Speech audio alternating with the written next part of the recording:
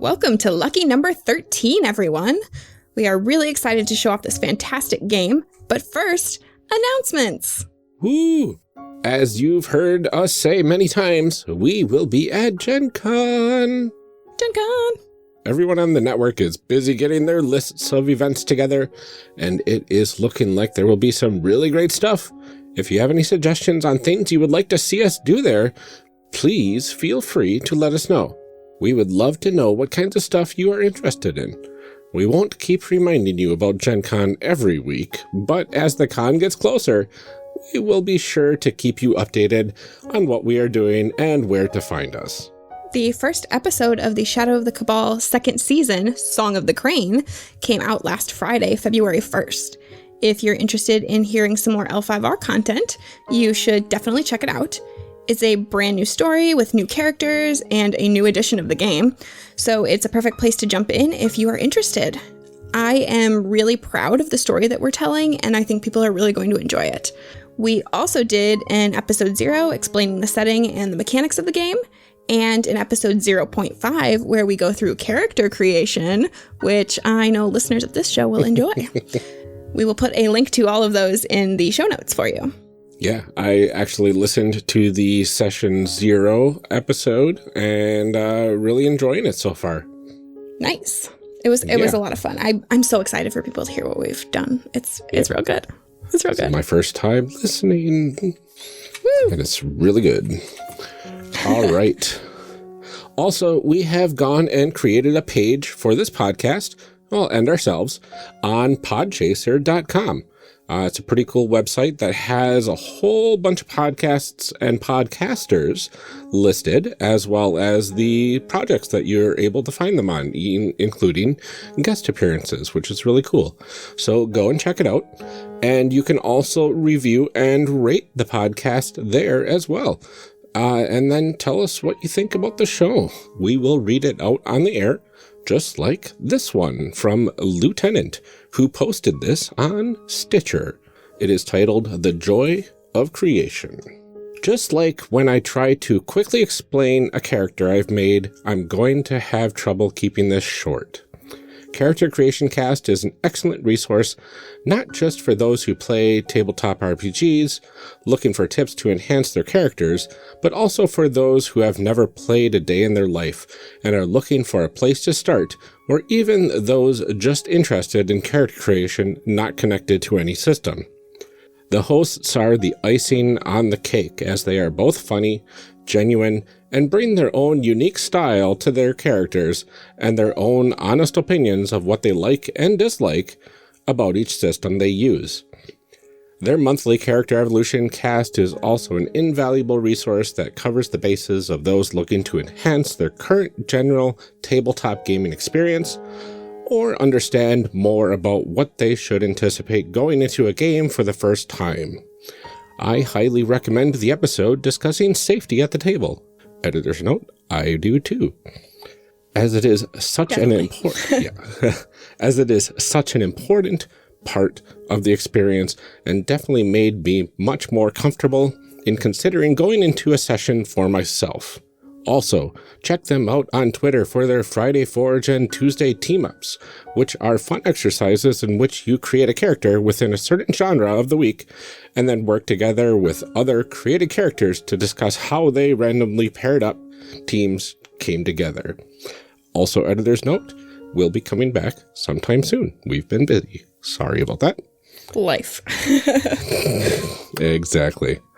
It is a great way to stretch your creativity and see how other people go about the process of narratively creating a character. And it's also a fun experience working together with others toward the same creative goal. Well, thank you, Lieutenant, so much for that review. That was amazing. That was wonderful. That was thorough and just honestly very nice. Yeah, really wonderful stuff that you said there. Thank you so much. Well, with all of that out of the way, let's get on with the show.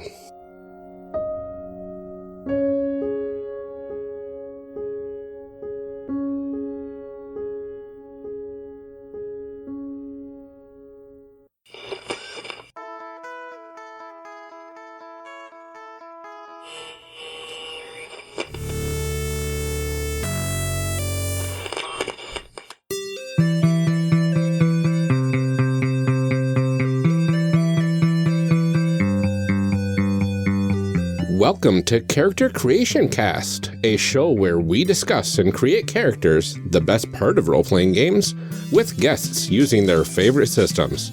I'm one of your hosts, Ryan, and this episode, my co-host Amelia and I welcome Devon George, artist and game designer.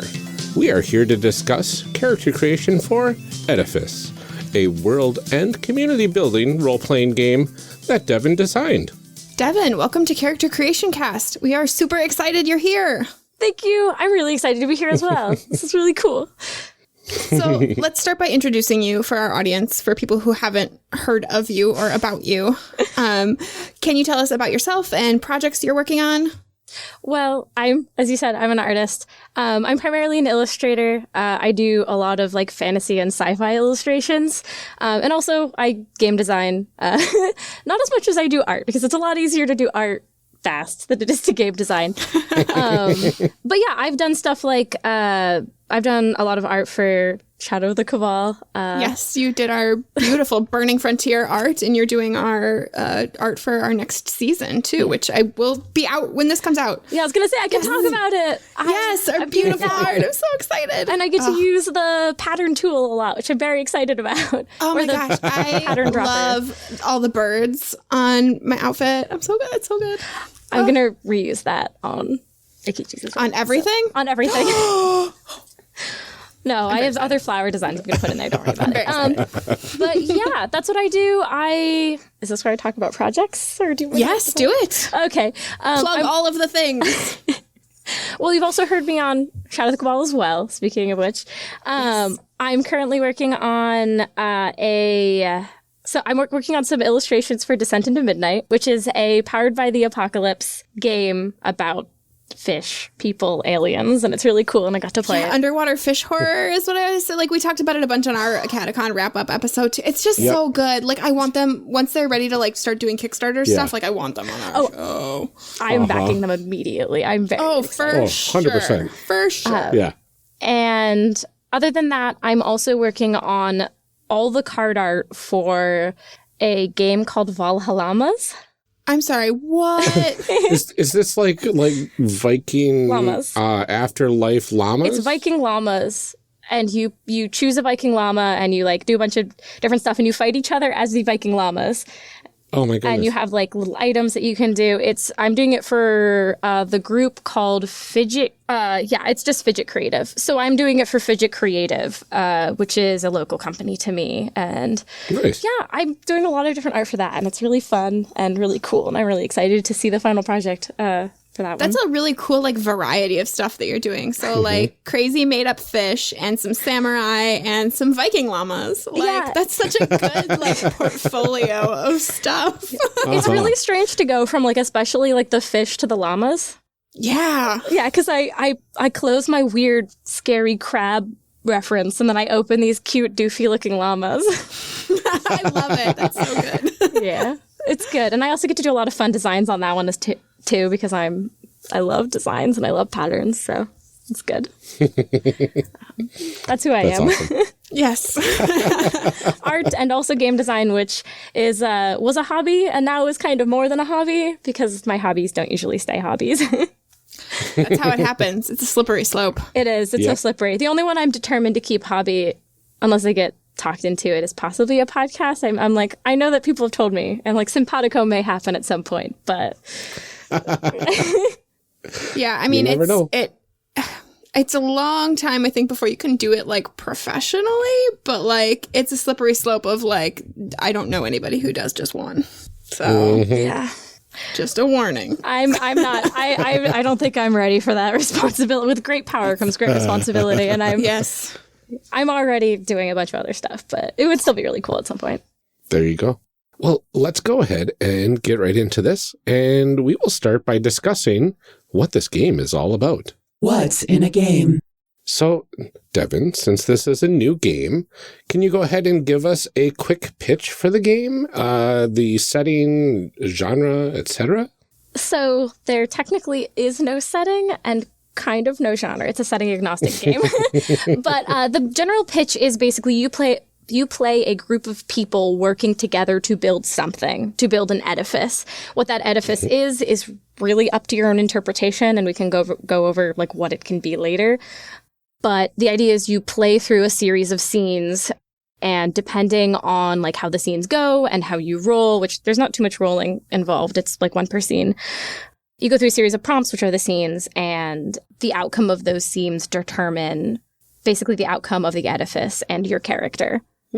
So I think when I was reading the rules, it looks like the edifice can kind of be anything. Like it can be like a physical structure, but I think you noted in there that it could also be like an organization or something like that too. Yes. The best way to describe it is that it's a goal or something to create together. So as I said, it can be an organization. I've played with a group who decided their edifice was the brand of their newspaper. Oh, that's cool. Another one was, okay, so the original pitch of it was The Hobbit in space, but Erebor was actually Earth.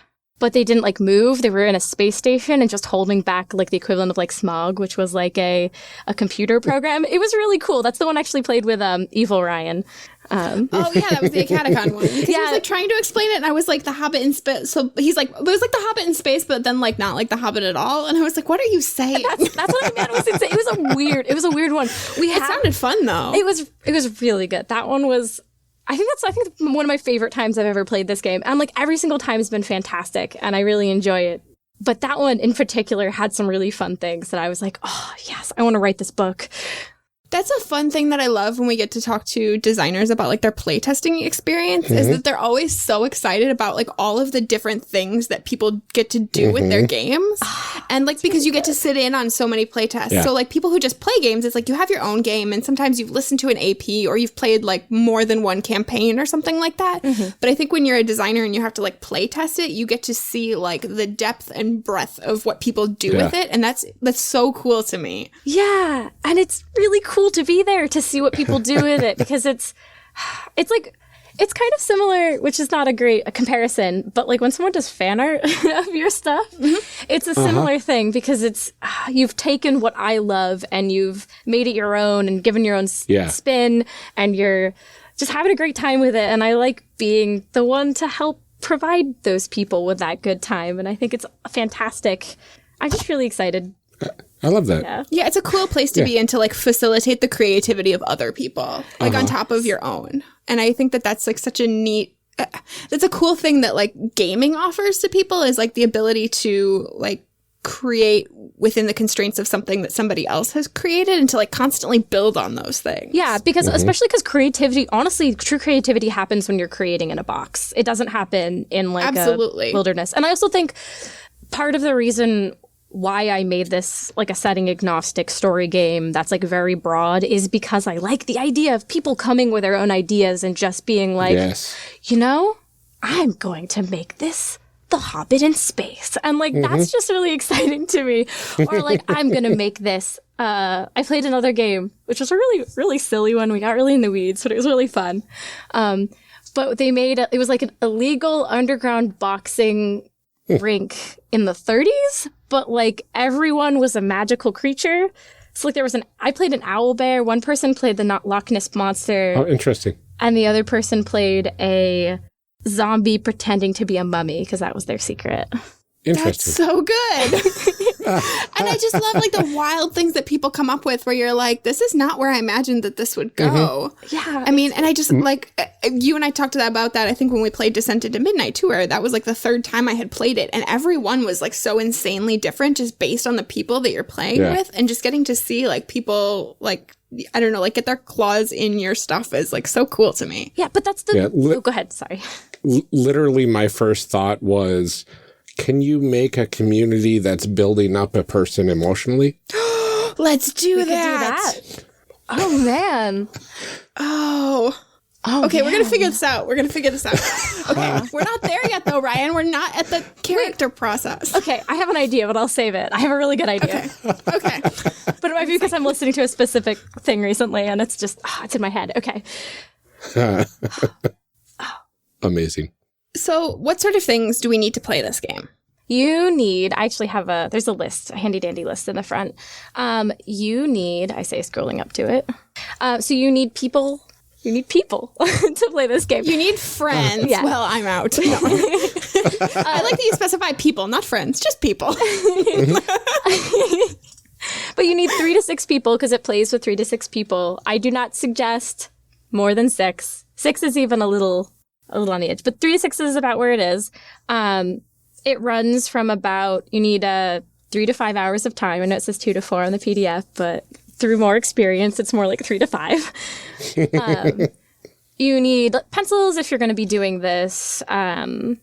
Traditionally, you need a bunch of D6s. You can technically only use 1, but it's much better if you get to because it's a success style, so you roll a bunch of dice. It's better if you have 12, and so you can just be like, look at this massive handful of dice. Yes.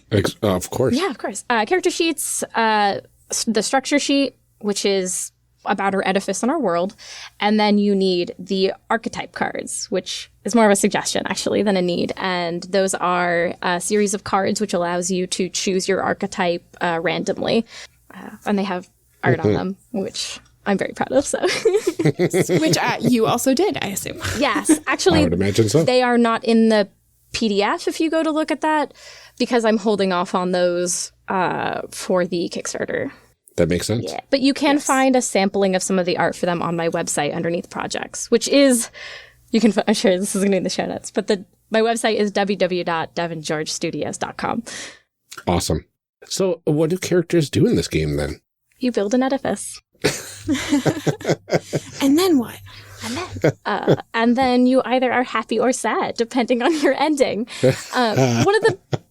One of the things about it is that you do actually have a profession. So unlike D&D, unlike D&D and unlike a lot of other games where you kind of go out into the world and slay monsters and fight bad guys, you're kind of sessile, unless you have a flying ship or whatever.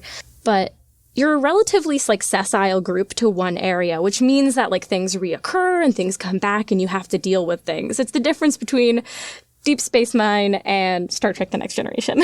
Yep, that's a good analogy, yep. Yeah, so what you're doing every day-to-day assumed is your job, programmer, if we're in a sci-fi world, master builder, if we're building a cathedral, or wizard, I don't know, why not, shopkeep. But the idea is that's what you're doing day-to-day, and then these kind of the scenes, the prompts that are on the archetype sheet are kind of events that happened you have to deal with. And so that's what you do. And you deal with it as a community. And those all come together to create the edifice. Very cool. So if you had to describe to people what is unique about this game, what makes it different from another game that they've played, what would you say? It's a story-based game and there aren't that many of those yet. No, that's not a good answer. The thing that stood out to me when I'm reading through it is that it's a lot of interaction between the players as opposed to interaction between a player and a GM, because it's a GM-less game. Yes. Right? And so, the thing that stood out to me is that it's a lot of me interacting with the other people that are playing the game, because I think in a game where you have a GM, there's a tendency for it to be me and the GM, and Ryan and the GM, and Bob and the GM. Yeah. And I think people sometimes, more and more games are working toward having some of that intra-party role-playing, but I think that a lot of traditional games don't have that. I totally agree. I think that, yeah, especially the older generation of games, and even still games that are made today, not to separate that. That do kind of have the traditional. I'm seeing it more in PBTA and that kind of stuff. You have points and influence and stuff like that, I think of. But PTBA or whatever order you say that in. PBTA. Powered by the Apocalypse encourages that more. I honestly, to answer your question, because I had to take a second, because it is unique for being a story game, because story games aren't as prevalent, but within story games, I think specifically the archetypes is what makes it unique. And my reasoning with that is when you're usually creating a character in a story-based game, you're not given too much. You don't usually come in with an idea of how to roleplay them. You're given kind of this setting, concept, and maybe some characteristics, but you don't really know how to roleplay them. Where this literally is this is how you roleplay this character. If you want to get points, you roleplay this character this way. For example, the Vault, you openly challenge the values of another character. Oh, that's cool. And you gain 1 dice for that, for each character you openly challenge. Nice. And so I like the idea that it kind of forces you to like actually play that out to get points. But the idea is that you can pick up this card and know who your character is immediately. You don't have to sit there and go, what would this character even be? You know? Mm-hmm. Yeah, because I know I have a lot of trouble with that, with going in cold to a story-based game, because I'm like, oh, I don't know what I want to do, and oh, there's so many options, and I could react like this or this, but like with a card that's like, that says you are the rebel, you're like, oh, of course. Mm-hmm. Yeah, I like that, especially for something that's meant to be played in that like smaller window of time too. You don't like things that when you have a full campaign to kind of figure out who your character is, that's a little bit easier. You have time to kind of suss out those things and see how you feel about the other characters and how you would want to react to things. You have time to like get into their shoes.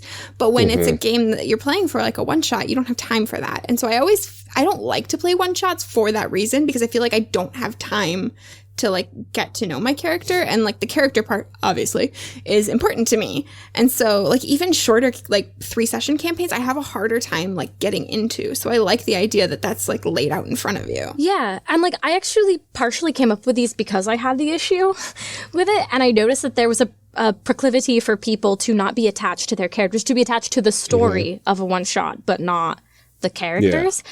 And so I was like, well, what if we have a kickstart? What if I gave everyone a kickstart, but without handing them a pre-generated character? Because in my opinion, those are boring.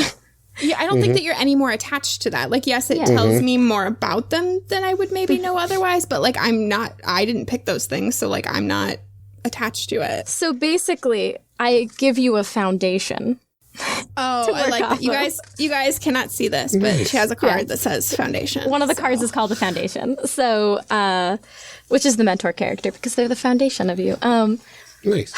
Yeah, so that's like a big reason, as I said, because I wanted to make sure people could get attached to it. And kind of one of my hopes, and I think it would be really cool, is if they were ever used in other games as like a supplement. Mm-hmm. I like that. Because they're like auto bombs for like Powered by the Apocalypse. Oh, yeah. Which I think is really cool. But that's definitely. Yeah, because when I was, when you showed the card and everything, it's like you take a full Powered by the Apocalypse character creation portion and just squish it all down into the size of a card, and it would look a lot like that. And I think that's really smart, that you have that like, right away, this is how I know I'm supposed to play this character. Yeah. So you've got a really good motivation right up front, and that sounds really cool. Thanks. I would also say that I think the secrets as well would probably be in there, because I don't feel like a secret as a mechanic has been a big thing in another game. I don't know. I was super into that. Like reading through it, I was like, oh, secrets. Yeah.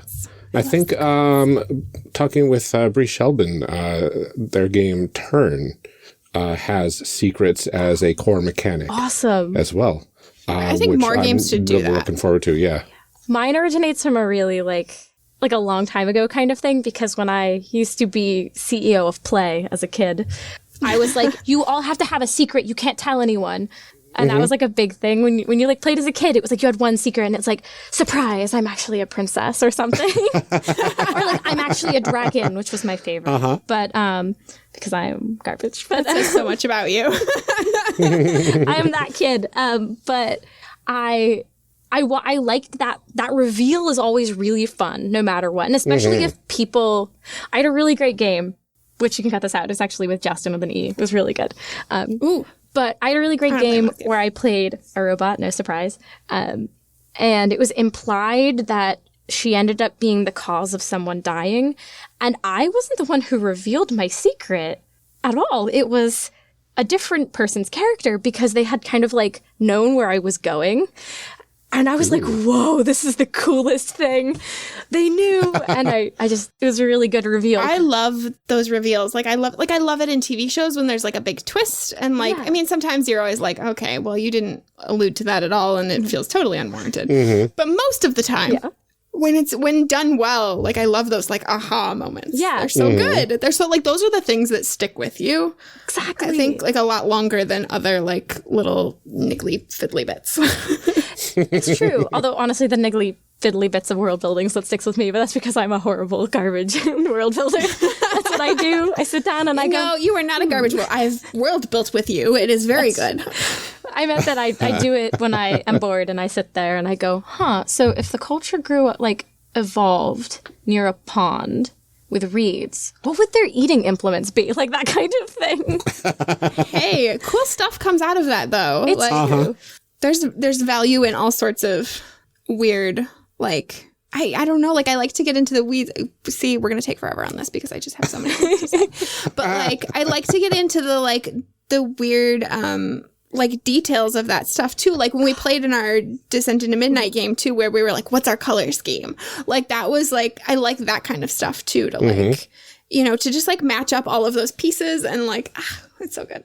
That's why I like the way that some of these games are going nowadays, where they give you the tools to create your own, literally your own universe, that you just get to take your brain, open it up, and let all of that creativity pour out into the session with a bunch of people.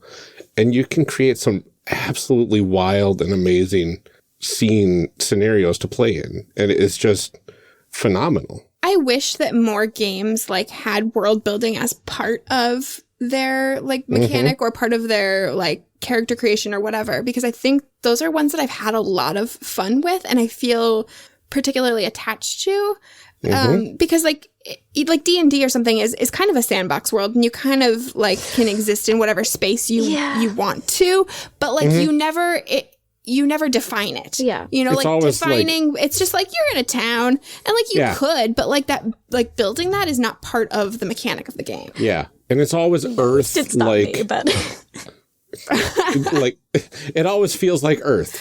No matter where you are, it always feels like Earth with fantasy stuff. Unless you're willing to really heavy mob things, which... Yeah. But I totally agree with you, and I think that what is really important to distinguish right here is solitary world building and group world building, because you have chances to world build a lot if you're playing games that are agnostic, period. So, like, GURPS, which was my first game. Oh no, how are you still here, Devon? I know, right? How did you survive? My condolences. It's okay. I can't believe you've been through some things. For the record, I was like 12, so I didn't remember it very well, which is probably... I blocked out my traumatic experience. No, but I'm glad I had the experience. I'm glad I got to play it, because I think it really formed what I knew I liked and didn't like at the same time. Because there were parts I was like, this is cool, and parts I was like... but I can get into that more later. That's a whole different section. Yeah, it's fine. But there are games like that. So Fate's a pretty good example. Although actually I think Fate's a more community. But I think, like, GURPS is a good example of, like, it's kind of incumbent on the GM to make the world and the players just play in it. And I think the important thing to do is separate the two systems, or not separate, but, like, delineate them in this context. That there's the system that encourages one person to world build alone, and there's a system that encourages group world building. And you're always more creative when you are bouncing ideas off of other people, because in your head, you are not the executive of your own concepts a lot of the time, especially if I have to draw a sketch down on a paper to be the executive of my own concept. When it's a thought that you're saying, it's easier for other people to be the executive of that. So they can go, I love that idea, but what if we changed it a little bit and make it even better? Yeah, I think it's the same as, like, movies go through an editing process and books go through an editing process, because you need somebody else to look at it and refine it and tweak it and kind of help you, like, sort of make it, like, smooth it out and make it into something usable. And, you know, that's not to say that you can't come up with really great things on your own, or that you can't be, you know, your own personal editor in that way. But I think that, like, this is a conversation that Nate and I have had a couple times recently as we have been listening to Autonomic. It's really good. It's so good. I think I'm like 7 episodes in. I need to catch up. Or 6. Yeah, we're a little bit behind because they've been with their dad on Thursdays when it comes out. So I have to wait. But he is like describing to me like how he visualizes this scene. And I was like, that's not how I pictured it at all. And so we had this whole conversation about like how you see the world and how you think of things is also based on your own experiences and your own personality. And so I think that the same goes for like collaborative world building and like any kind of collaborative creative endeavor, is that you are bringing your experiences to this. I'm bringing my experiences. And when we combine those, we end up with something a lot richer than what I would have come up with on my own. And you can all like work together to create something beautiful, something that could be considered an edifice. Oh, very nice. Very nice. And like that, we're back on track. I think like if you play it with the right people, like that makes it fun. Like that's the thing is that like, but that's you in that fellowship sort of thing, is that like you're about the people that you're playing with and like that experience, not the game. Because like I didn't have like a great time with D&D with like my group, and like even when we played it for Shadow of the Cabal, like it was fine, but I was like, this isn't like I could be playing any game here and I would be like equally like whatever.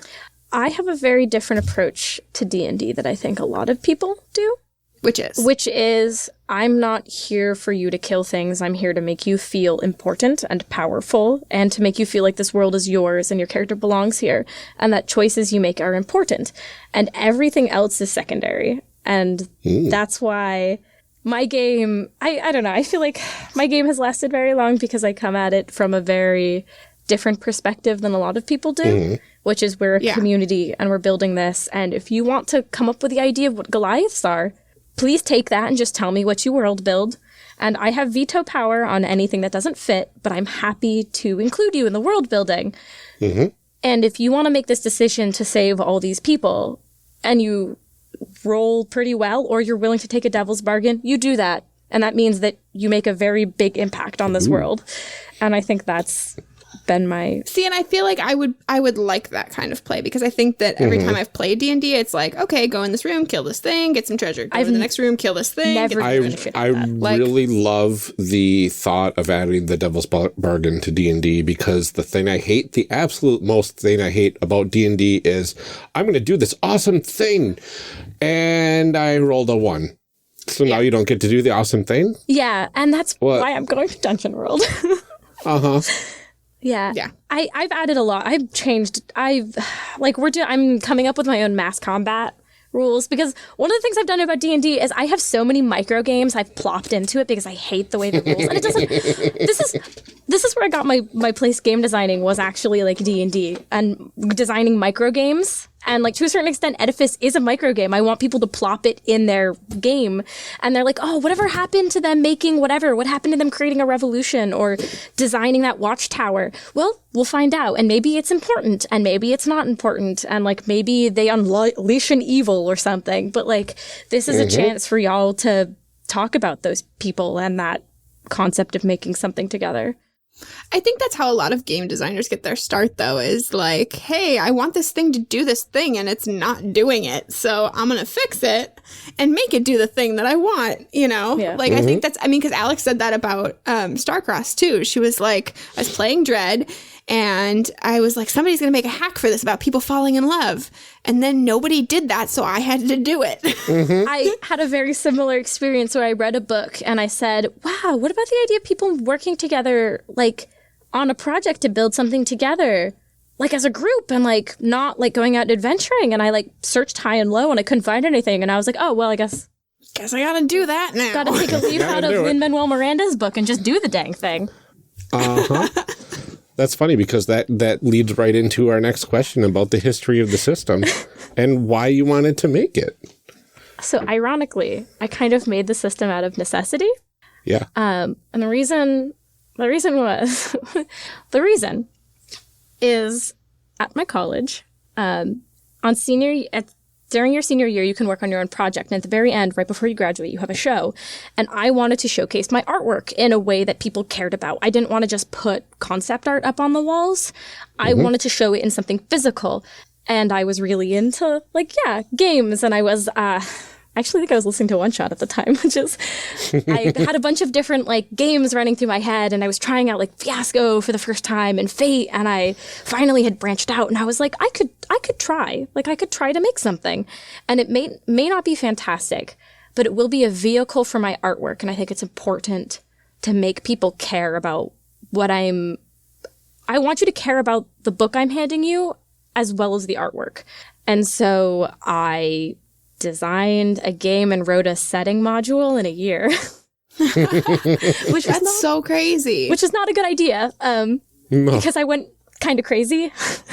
And it wasn't a great game. I don't think the alpha, I genuinely think the alpha was kind of garbage, but I'm very happy with the beta because it completely turned around in my opinion, and I love it now, and it's what I want and everything I could have hoped for. But the alpha was a lot more like Fate. And a lot more like there's a GM, and you still had archetypes, but there was like a weird like structure to it that I wasn't a fan of. It still had like a 3-chapter arc, and I still use the term chapters because the original inspiration for this came from a book called Pillars of the Earth, which is not a good book. But it got to something good eventually. Yeah, it's a story. It's like a historical fiction about creating a cathedral. There we go. Creating a cathedral during, I believe it's the Anarchy period. I don't quote me on this. I don't remember exactly. It's been a while. But that's why a lot of the cards kind of echo a cathedral. It's kind of an homage to the original thing I read. But the book is, it's kind of a product of its time and who wrote it. So you can cut this, but they say nipple in a lot. And like, I would be rich if I got a nickel for every time they said nipple. I was like, God, guys, it's a little Game of Thronesy. If you're not okay with that, don't read it. I don't know. You're like, I can't recommend it, but it got me here. So yeah, I can't recommend it. It's not a great book, but it was worth the read because it gave me this idea of like, what if I wrote a game about getting together and building a cathedral, and like these characters, and then I was thinking about like character roles in stories and also Jungian archetypes for some reason, but I think that's because of my psychology course I took. And I was like, what if those are kind of the same thing in different areas? And that's how the archetypes were born. So how much of the game was done when you like put it out for this project? Because like, it sounds like most of this was like the game was kind of secondary to the art part of it originally, right? Yes. I would say that I think they're equal in my eyes right now. Because I mean, for sure now. I was just wondering, like, when you actually, like, started the project, like, that's an interesting, like, usually people design a game and it's like a Word document for a while and then there's art. You know what I mean? Yeah, ironically, I kind of did it. Sorry, I'm grabbing some stuff. But I kind of did it backwards because in some places I drew art and then wrote around it, which is also not great. You shouldn't always do that. But I was really scrapped for time because I chose one of the more ambitious projects you could do. And I had a lot of people go, you did a lot of work. And I was like, I know. I feel every bit of it. And like, in the future, I want to be better about it because it's not a good thing. But I did get it done. But I can just really quickly show you. I had a booklet printed of the rules at my show. And it was, how many pages? It was like 24 pages, although it's in big type. And it has what you would need to play it. It's not a good, I can't say that the alpha is good, but I don't think anyone's like sketches, they consider their sketches great. Because this is the equivalent of like a color study for me. Right. Yeah. And I had, I think a lot of the basis of what it is now, because I still had archetypes, I still had faults, the qualities were the same, hits were called setbacks. But it was kind of a game where you rolled and you saw if you succeeded. But it was still setting agnostic, and the idea was you could make your own, or you could get something like what I made, which is the observatory, like a setting book. Ooh. I was wondering, I remembered seeing something with like a telescope or something like that. And I was like, I feel like that was part of it. Yeah. But like, this was really fun to write. And I'm actually kind of really proud of a lot of the writing, especially in this one. Like, I got to... You can say really proud. You don't have to say kind of proud. I'm really proud of the writing in this. I got to work with a really cool person to do it, one of my teachers. she was fantastic about it, but I got to do a bunch of this was like a lot of my like the illustrations I wanted to like showcase. So I got to draw like Oh, nice. Oh, you guys, I wish that people could see this. It's Yeah. Well, you can go to my website. I think some of it's on your website, right? Yes. If you go to projects, you'll see most of this, or my front page, I think, has some of it as well. Very nice. The one that I'm super proud of is this one, which is one that is, it's a skeleton of a giant with a town in its rib cage, and there's a mausoleum in its head. Oh, that's amazing. I remember you showing us some of the sketches, like, as you were putting it together, too, and I was like, this is so good. Yeah. I mean, I'd love to revisit this, and it was really cool because I got to, like, write... I wanted to write this in a way that setting modules weren't usually written in, so a lot of it is about the characters talking about the setting and has, like, facts about the setting, but it doesn't, like, give you, like, hit points or whatever, because that's very much up to, like, what you want to do. It gives you like descriptions of it, but it's all from the perspective of a character. So everything's like you can tell it's very much from that person's perspective, which is really cool. Also, you can also cut this, but this was the character sheet, and I really want to reintroduce this. My friend, actually, the graphic designer designed like it. But the bottom bit is supposed to fold over under so you don't see the archetype in secret. Oh, I like that. Yeah, which I really want to reintroduce, but the ones that I slapped together were for BFig, so they were a little, they're not the final ones because I really want to figure out how to design that in there, or have him design it. So I'll probably pay him. It's very cool. Yeah, so that's kind of where it started, and now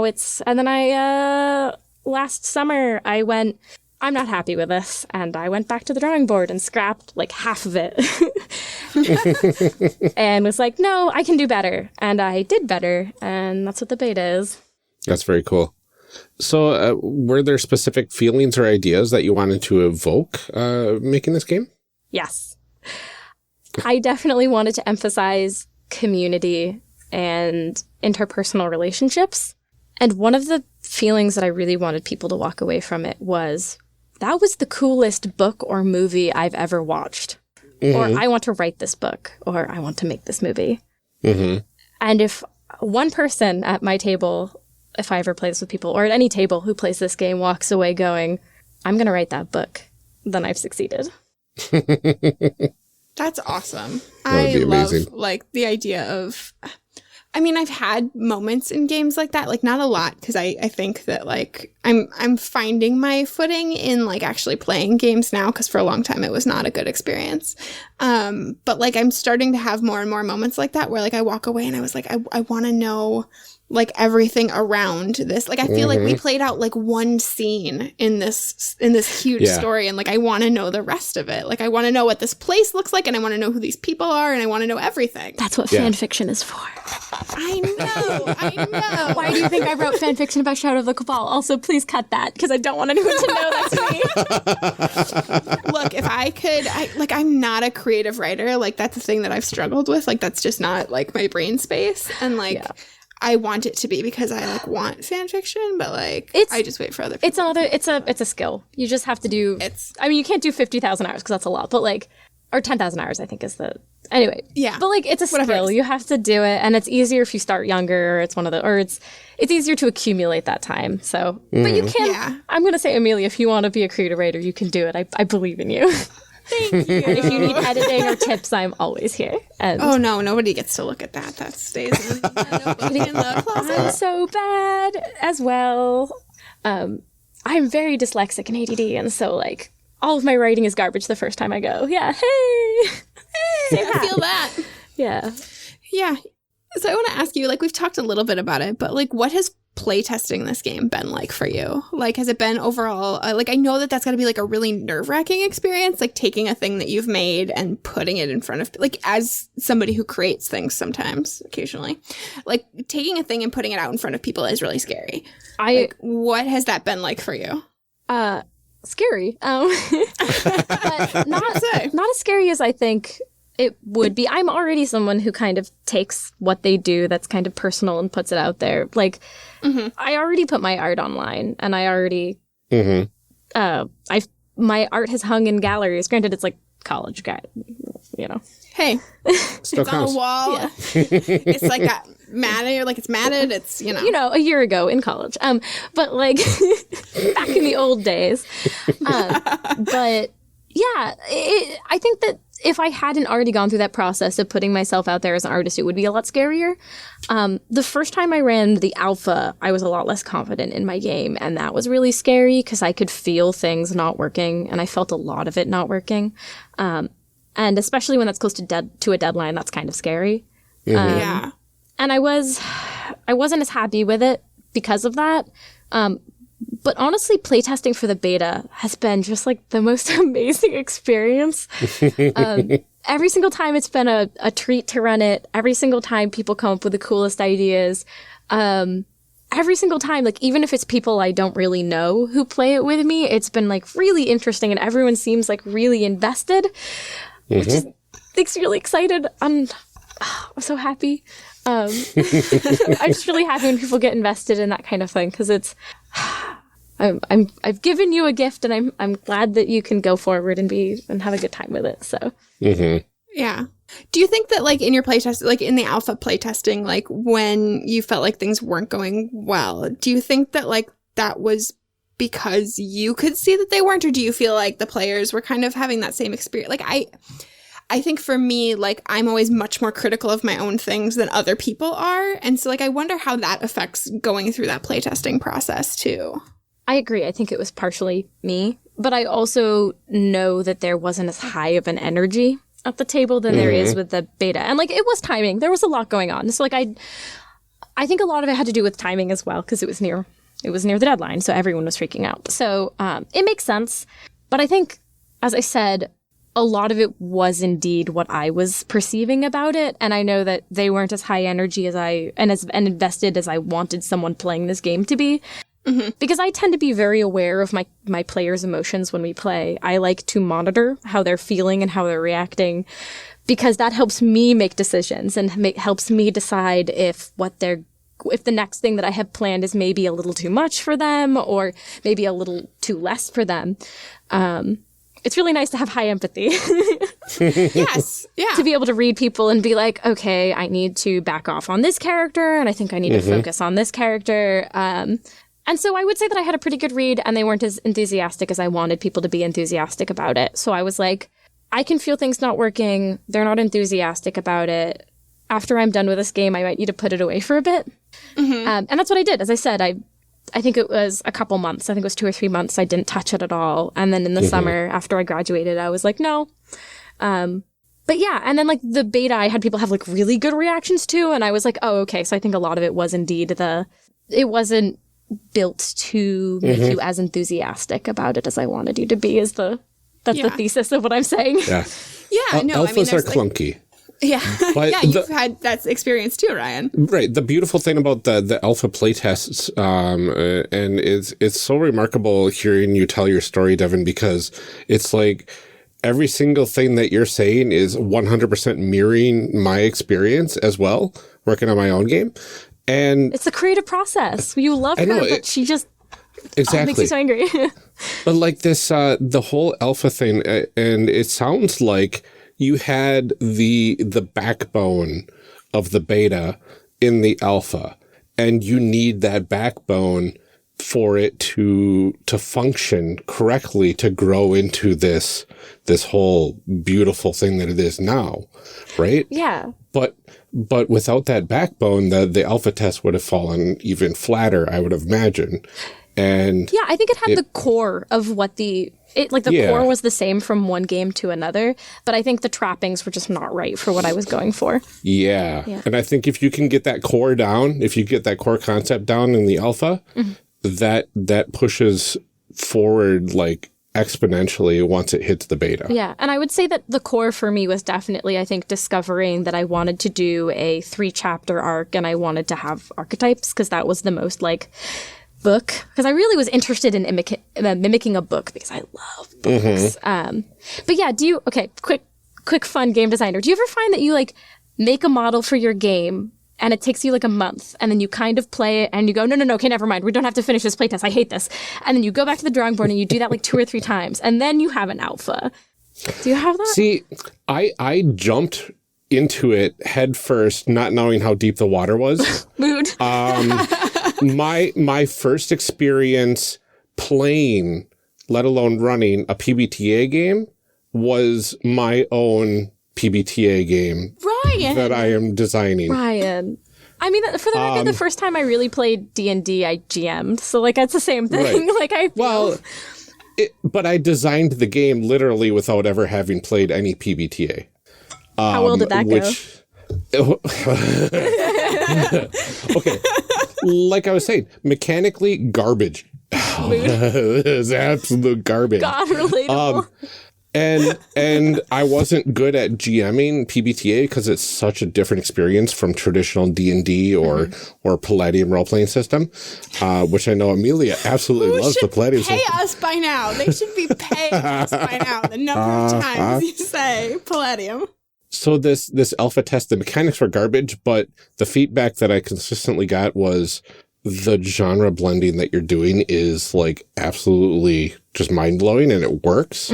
Even with the garbage mechanics, the feel of the game was there, and that was the most important thing that kept me going with it, because I knew I was onto something kind of cool and different. And then once I got to the beta, where I'm at, where I threw basically all the rules out and completely replaced them. God, same.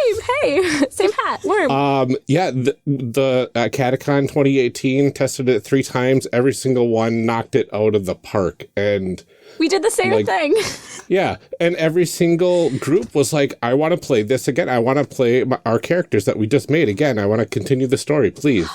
I really want to play Chimera. I didn't get a chance when I was at a Catacon, but I've had my eye on it now. We'll make it happen. We should set up a time. Yeah. We'll make it happen. Yeah, I'll run Edifice and you'll run Chimera. It'll be great. It will be great. At the same time, let's do it. Just like overlap. Maybe not. Okay. I think that's no. My brain's thinking. I'm like, maybe. Yeah, I'm sure you could. I'm actually pretty sure I'm willing to work on that collab with you. You know what? I'm almost certain you could. Well, especially because Edifice is so nebulous that you can basically fit it anywhere. And exactly, Chimera is very nebulous too. Yeah. Because it's literally you build the world from scratch. Yeah. As the first step of character creation. Hey, same. Yeah. I know that's why this is so wild. It's like your game is like a different version of my game in a completely cool way. And Edifice is just a Chimera AU. Yeah. Oh, I love it. Okay, I have like so many more questions that I want to ask about this process, but like probably we should keep moving. We can also talk about this maybe later, and you can always message me. I'm always around. I may not respond during the day because I'm busy at work. Jobs. But yeah. I have to make jewelry. I'm sorry. Day jobs. I mean, I'm trying to think that like normally we go through the terms and stuff at this point, but I think that we've honestly covered most of them in our conversation that we've already had. We've talked about the archetypes. We've talked about having a profession and a secret. I don't know that we've really talked about faults, maybe. It's okay. Those might end up on the chopping block anyway. Okay. Well, then. But we could talk about those later, too, when we create characters, because I can describe exactly what you do. Sure. Well, I mean, I think at this point, like, we should probably just jump right into doing it. Okay. Are you ready? Like I mean, is there anything else that you think that we need to know? No, not really. There really isn't. Oh, I guess qualities. But again, as I said, I can explain that when we get to that. Mm-hmm. Sure. Which all have very fun words associated with them because I love my thesaurus. Nice. Go for it. Let's all make right, some I think people. All right. Let's do it. Well, and an edifice. And an edifice. We're going to make a people and a world. Yeah. A people. Do you like a people? We'll make a people. Let's make a people. Just the one. Let's make some people. But yeah, so to start, the structure sheet, to swerve us on topic, the structure sheet is basically a guide. It has a list of questions that we talk about to create the world and like resources we need while we're playing. It has the failure track, which when we fill all 3 of those in, something bad happens, which means basically you get less points to spend and your ending's always, not great. And then it has a bunch of chapters and prompts on that. And it's a 3-act structure with chapter 1, chapter 2, chapter 3, and success on each of those gets harder as you go up. A sampling of some of the prompts are from chapter 1, they are at the gates and they are angry. While working on the base of the edifice, a secret is uncovered. Chapter 2, a local legend is putting everyone on edge. And chapter 3 is an old enemy makes a bold move. So things like that. Interesting. Yeah, but we would start with the first question, which is a very broad question, which is just to discuss the world around the edifice, which is actually a statement, not a question. And I always... Okay, so Ryan, you had... Oh, go ahead. No, go ahead, because I'll say mine after. Sure. Ryan, you kind of had an idea that you were feeling for this. Yeah, like I said before, the first thing that came to my mind was it was a very game designery thought, like, can this be done? But I thought it was a pretty cool thought of this game is all about community banding together to build something. And one of my thoughts was one of the most unconventional things to build is building up a person emotionally. So I have a suggestion, and I think this can go to because we're talking about the edifice. We're jumping around a little bit, which is totally fine. These questions are meant to be answered in whatever order. The way they're arranged, they're like an upside down pyramid. You do the broadest down to the most focused, but we can jump around and do whatever. We're talking about the edifice. I think either it should be a child we're all raising or a god we're all worshiping. What about a god we're all raising? Or a god we're raising, a godchild. Except God with a capital G. Maybe some deity's child, or the next, maybe some deity a child to replace a deity. What if it's like a reincarnated deity? God, I love I was going to say like that, or like a demigod of some sort. No, I'm about the reincarnation. That's like I think that's good. That's my favorite thing. I like this. I like the idea that our edifice is a reincarnated god. That's really good. Oh, okay. There's a lot of really fun prompts that could like be really interestingly interpreted around this. But I think we do have to talk about the world and the way that I usually start this. And I think that I say this in the description of this one, which is I start by asking you guys, what are things that you guys have been interested in right now? Is there a story, some like genre you've been reading, a TV show you've been watching, a podcast you've been listening to? Like I've been listening to a lot of sci-fi, horror, trapped in space podcasts, which I don't think are necessarily applicable, but is there a genre or something you guys have been interested in? It can be as small as like, I've been reading architecture books, because that can be incorporated. Well, I've been working on my game, which isn't fair because it's 3 genres. And No, but like, if you pick like an element of that. Yeah. Like, I like the idea of being kind of isolated, or like things coming to us and starting out relatively isolated, because that's kind of the core concept of the types of podcasts I've been listening to recently. So like if we're either on an island, or maybe we have a boat, or a island that moves across the water or something. I like the idea of like being sort of isolated from the outside world in some way. So like that, I think that makes the importance of like building up this child like all the more important, because I want to say that like our fate has to be like linked to that somehow. Yeah. Or at least we believe that it is. I also think that we could have fled into isolation because we're raising this child. And I think it's important that it's very easy and very possible for other people to come in and make this not isolated, because inevitably that's going to happen.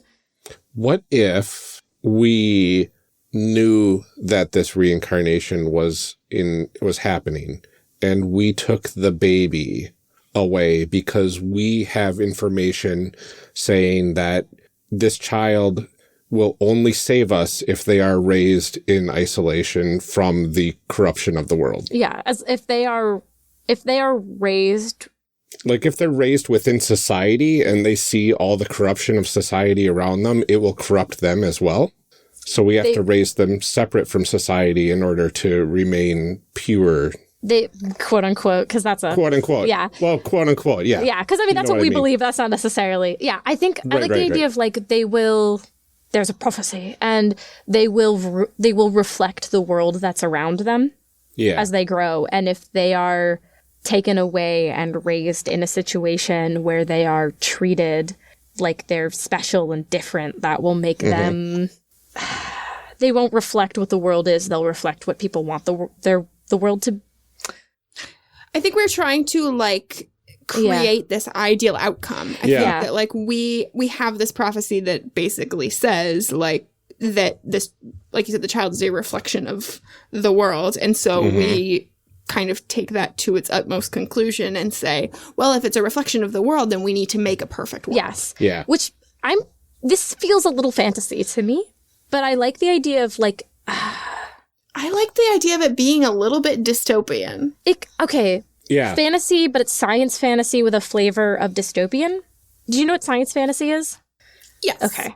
Good. Just making sure, because I don't know. It's kind of it's a weird, like, mix mental concept to, like, but I get the... Yeah, because we can do our genre mashing here. Yes. Where there's, like, a lot of funky, strange things going on, and there's almost a scientific explanation to it, but not enough to make you go, oh, this is sci-fi. It's, I've been reading genre books recently as well, which is kind of an example, because, like, science did exist, but now we're in kind of the post-apocalypse of this. Genre is another book. I'm like, I don't know if you guys want to read that. I'm reading that because I'm nostalgic about being a kid and reading High Druid and loving it, and then reading all his other books and being like, it's the same damn book. I'm spicy about this, man. But yeah, like the idea of it being either post-science or I guess it could be like we could be on an economic downturn in general. Yeah, I mean, I love the idea of, like, post-science. Like, we are past what we knew. You know what I mean? So, like, you start to... Like, I don't want to say, like, I hate the idea of, like, the world of, like, Warhammer, but, like, you know how it's, like, we are past, like, what we knew about things, and now we are whispering to the gods inside the machine because we don't understand how they work. And so, like, I want to be in that kind of space. I have a confession. I know very little about Warhammer, so... Okay. I know nothing about Warhammer. I don't know very much. I don't know a lot. I know that there's some weird, like... It could also be that the science... Gross. We're past is so much farther advanced than the stuff we have now that it looks like fantasy, and we have our own fantasy abilities that exist outside of this science from the science or magic from the old world, quote unquote, from the past time gone by. That everything seems like fantasy, but there's some elements of, like, that's got to be tech.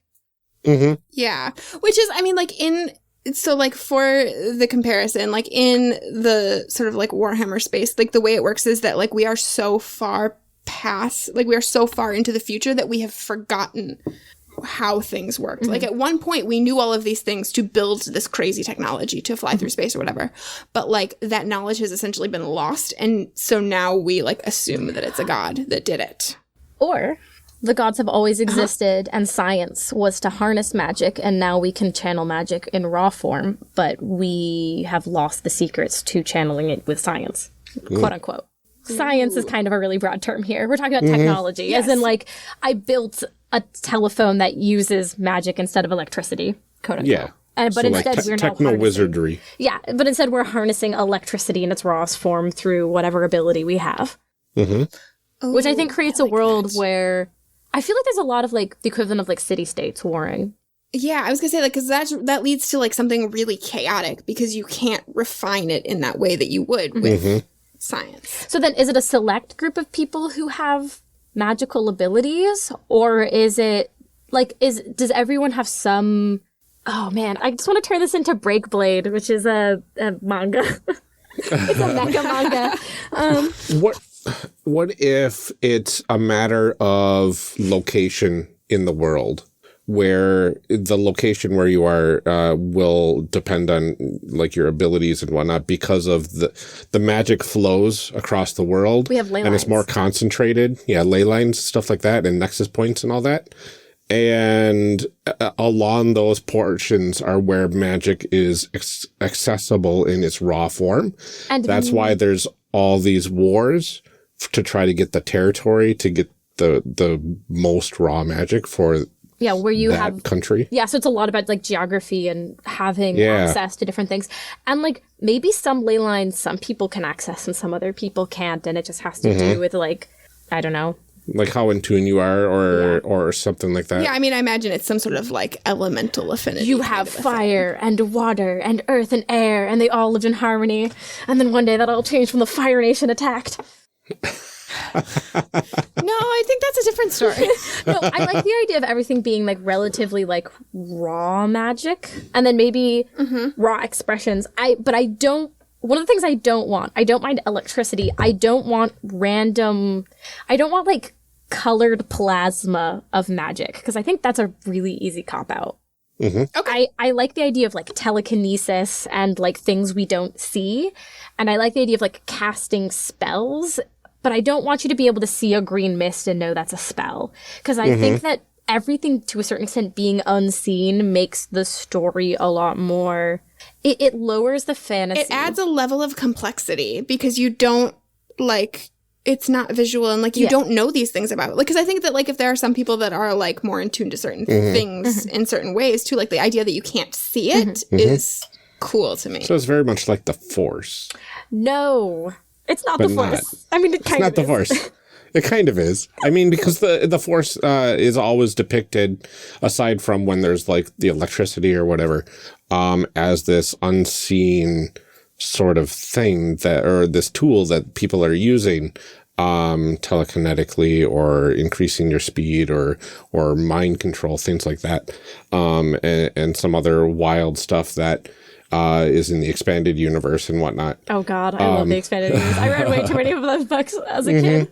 Woo. And I think I'm not 100% certain, but I think one of the very few, at the very least, visual things of the Force is the electricity attack. Yes, but they also in the Clone Wars they add the witches, the Dathomiri witches. They cast spells and have the green stuff, which I don't like. I like that, but I don't think that's.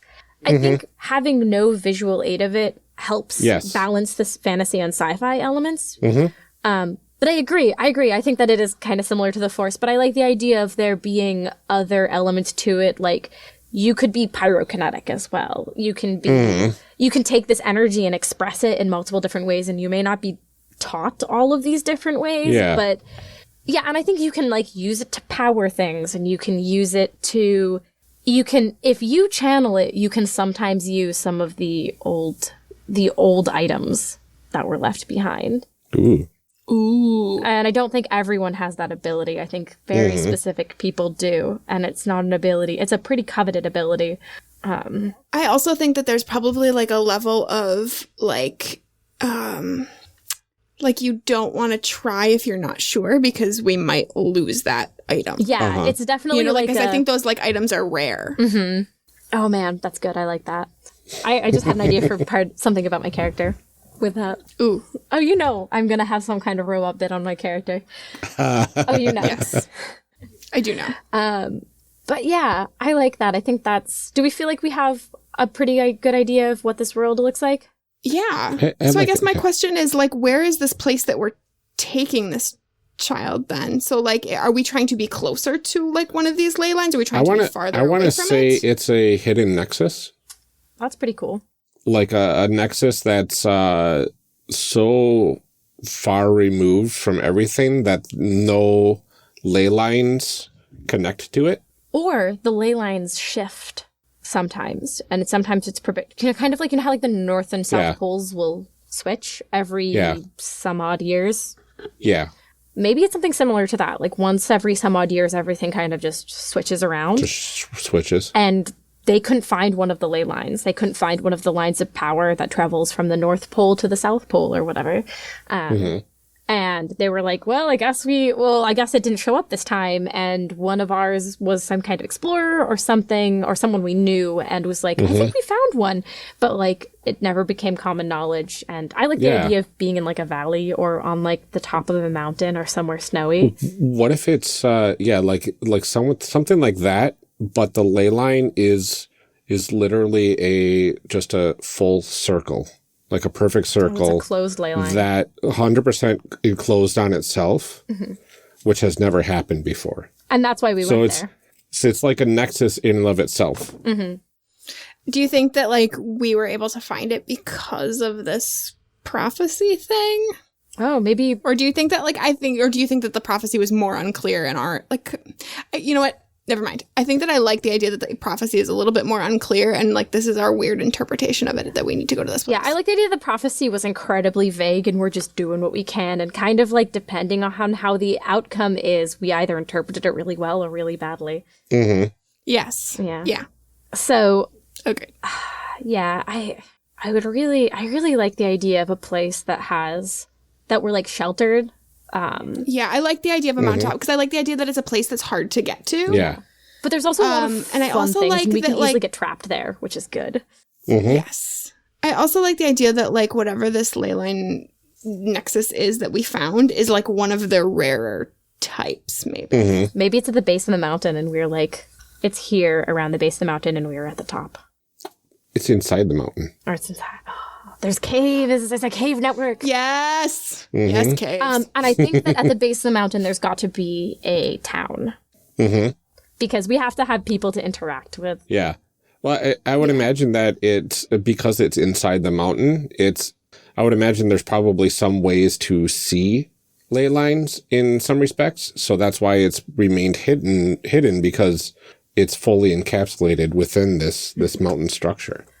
Usually they have, this is drawing from a bunch of different things. Maybe like the different warring factions will have like huge like maps of ley lines that actually like move.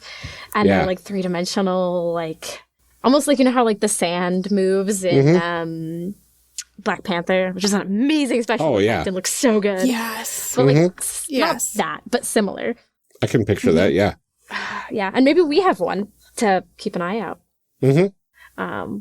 Is there like ley line detection satellites, like kind of that you can magically connect to see the lines in the world? Yes, there's a bunch of them. However, I don't think anyone's figured out how to contact them.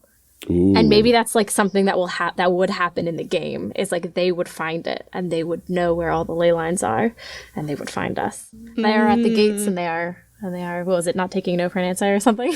They're at the gates and they are angry. We don't know. Uh-huh. So I think we're good to move on to the next question, which we already know what the Edifice is, which we should actually name this kid, because one of the things about this game, similar to like Powered by the Apocalypse games, is we're supposed to name everyone. Yeah.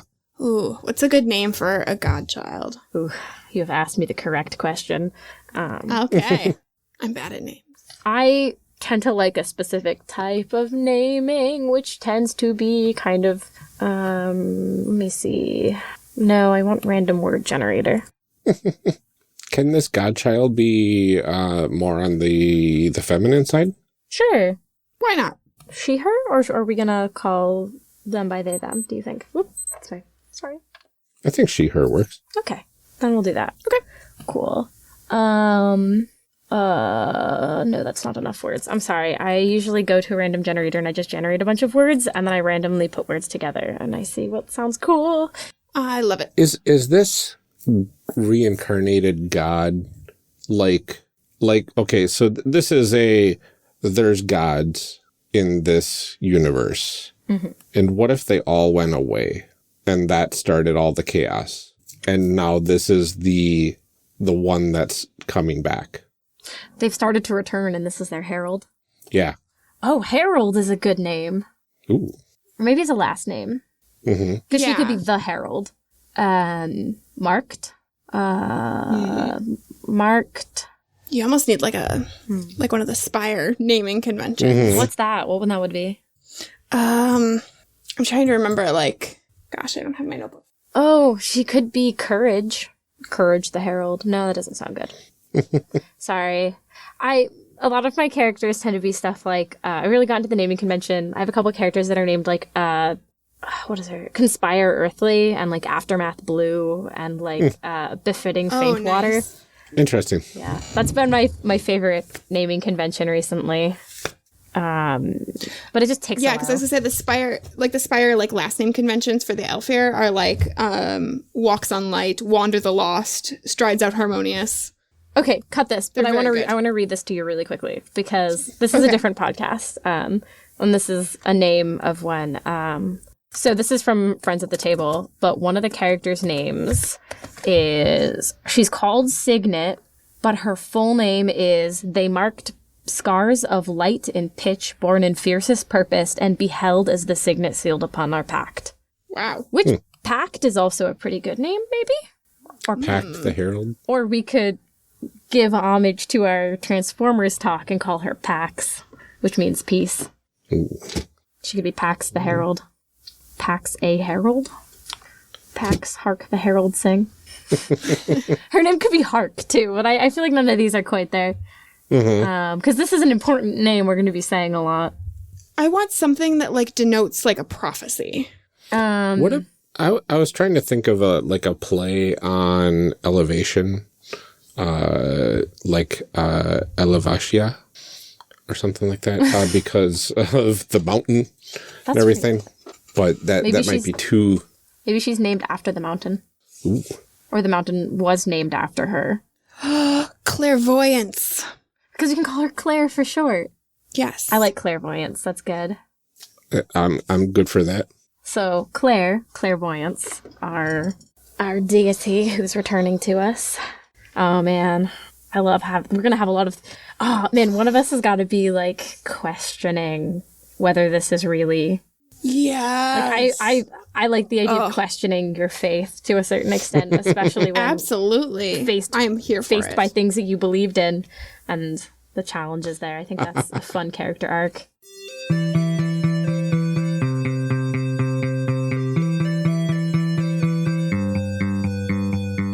Thank you for joining us for part 1 of this character creation series. We'll be back in part 2, picking up right where we left off. Character Creation Cast is a production of the One Shot Podcast Network and can be found online at www.charactercreationcast.com. Head to the website to get more information on our hosts and guests, or even some of our character sheets. Character Creation Cast can be found on Twitter at CreationCast. I'm one of your hosts, Ryan Bolter, and I can be found on Twitter at Lord Neptune. Our other host, Amelia Antrim, can be found on Twitter at Ginger Reckoning. Music for this episode is used with a Creative Commons license or with permission from the podcast they originated from. Further information can be found within the show notes. Our main theme music is Hero Remix by Steve Combs and is used with a Creative Commons license. This podcast is owned by us under Creative Commons. This episode was edited by Ryan Bolter. Further information for the game systems used and today's guests can also be found in the show notes. If you like the systems discussed and wish to purchase them, links to the products can be found in the show notes. Also, check the notes or the website for cool stuff to go with each character, such as dice or mixtapes. Thanks for joining us, and remember, we find that the best part of any role-playing game is character creation. So go out there and create some amazing people. We will see you next time.